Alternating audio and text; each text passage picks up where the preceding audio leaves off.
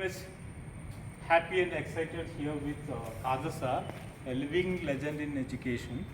And here we are in the planning process of a National Education Summit on the transforming Indian education with the NEP and the National Curriculum Framework 2023.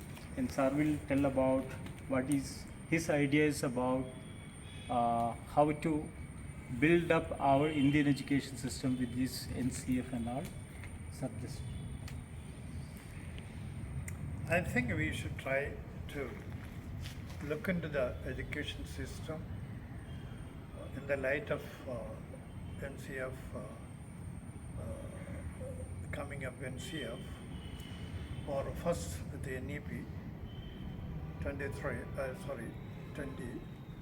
and then the developing, it is in the process, curriculum framework.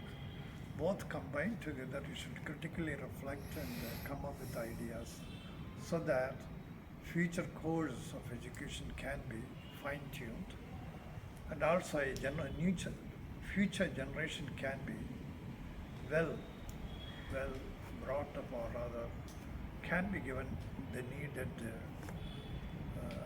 developmental inputs so that we can have a better nation building exercise the education can play. That's all.